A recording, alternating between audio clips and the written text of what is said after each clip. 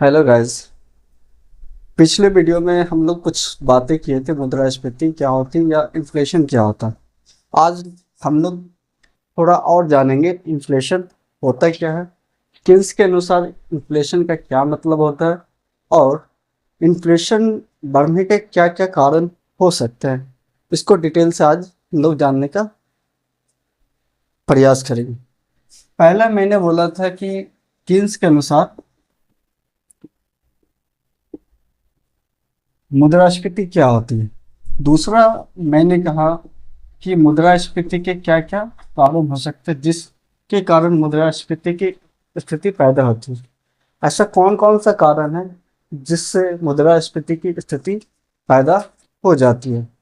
तो पिछले वीडियो में हम लोग कुछ जाने थे कि इन्फ्लेशन होता क्या है और इन्फ्लेशन और महंगाई में क्या अंतर है। तो थोड़ा सा हम पिछले वीडियो में जो बताया था उसको रिवीजन कर लेंगे, फिर आगे की बात हम लोग इस वीडियो में करेंगे।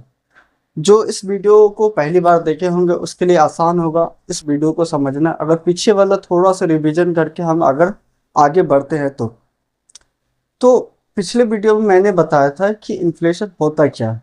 इन्फ्लेशन जब वैसी स्थिति जब अधिकांश वस्तु या सेवा का मूल्य जो होता है एक वित्तीय वर्ष के दौरान सामान्य स्तर से ऊपर उठ जाती है, वैसी स्थिति को मुद्रास्फीति कहा जाता है। उसमें एक और दो सेंटेंस की बात कही थी कि मुद्रा का मूल्यह्रास क्या होता है और मुद्रा की क्रय शक्ति में कमी किसे कहते हैं, उसको पिछली वीडियो में मैंने समझाया था। और अब हम बात करने वाले हैं कि किन्स के अनुसार मुद्रास्फीति किसे कहते हैं, किन्स मुद्रास्फीति के बारे में क्या सोचते हैं, उनका क्या डिफिनेशन है, उसके बारे में जानेंगे। और ऐसा कौन कौन सा कारण है जिससे मुद्रास्फीति की स्थिति पैदा हो जाती है। तो आप यहाँ पे एक नोट कर सकते हैं, जब मैं किन्स को बोलूंगा कि किन्स के अनुसार वस्तुओं की मांग और आपूर्ति के अंतर का परिणाम क्या होता है, मुद्रास्फीति कहते हैं। तो हम देखने वाले हैं कि मांग और आपूर्ति में अंतर कैसे होता है। थोड़ा एग्जाम्पल से समझेंगे तो ज़्यादा आसानी होगी समझने में। मान लें मेरे हाथ में ब्लू पेन है, एक ब्लैक पेन है, इसको हम मांग मान लेते हैं, इंग्लिश में डिमांड कह लेंगे, और इसको आपूर्ति मान लेंगे जो इंग्लिश में सप्लाई कहते हैं। तो हम अभी देखें तो दोनों पेन मेरा क्या है, बराबर है।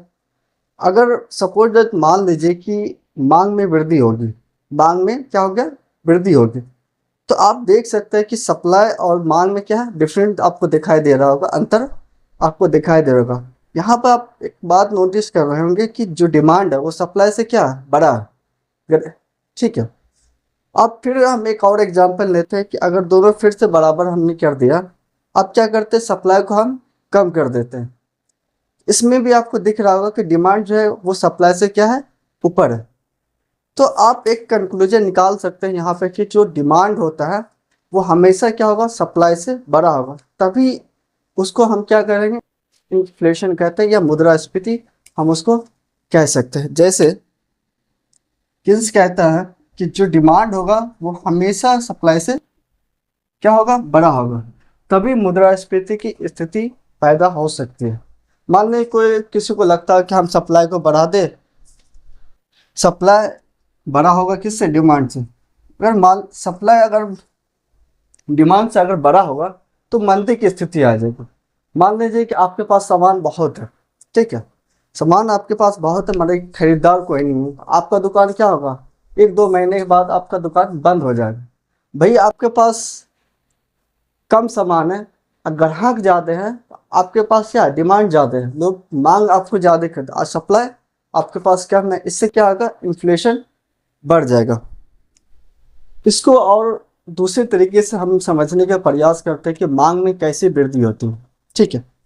सपोज मान लीजिए आपके पास एक दुकान है, खिलौने की दुकान है, एग्जाम्पल से समझते हैं, आप इसको नोटिस करिएगा और थोड़ा सा अपने माइंड में मैप बनाएंगे जिससे आपको समझने में आसानी होगी। मान लें आपके पास खिलौने की दुकान है, आप एक खिलौना लाते हैं, एक्स नाम का खिलौना, आप 20 पीस लाते हैं, ठीक है। तो आपको पता चलता है कि ये जो एक्स नाम का खिलौना आपने लाया था, वो एक दिन में 10 आपने बेच दिया, 10 आपका बिक गया, आपके पास कितने बचे? 10। तो आपको ये एहसास होगा कि जो ये एक्स नाम का खिलौना है, इसकी मार्केट में क्या है, डिमांड ज़्यादा है। तो डिमांड ज़्यादा है तो आप चाहेंगे और बेचने का प्रयास करेंगे, तो आप अपने होलसेलर को कॉल लगाएंगे कि भैया हमको एक्स नाम का खिलौना और चाहिए।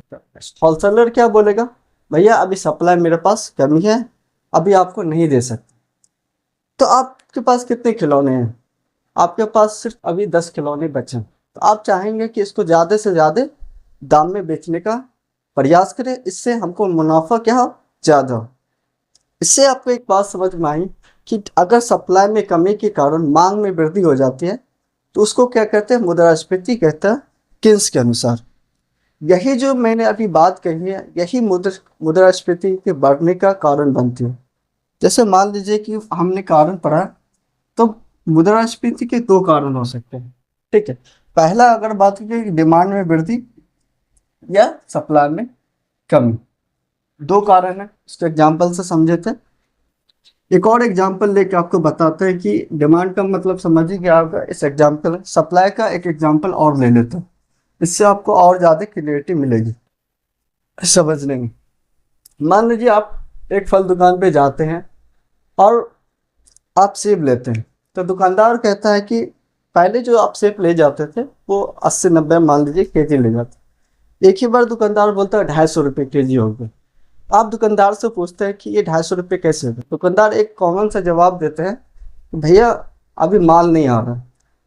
ठीक है, माल का सप्लाई जो है वो कम आ रहा है, जिसके कारण क्या होता है, दाम बढ़ जाता है। तो अभी सप्लाई का एग्जाम्पल हम लोग ने देखा था और समझा था, सप्लाई के कमी के कारण कैसे मुद्रास्फीति पैदा होती है। तब और हम जानेंगे कि मुद्रास्फीति किन किन कारणों से बढ़ सकती है, उसका हम एक लिस्ट बनाएंगे। आप इसको नोट भी कर सकते हैं बोर्ड पे, आपको टाइम दिया जाएगा, आप आराम से नोटबुक में आप उतार सकते हैं।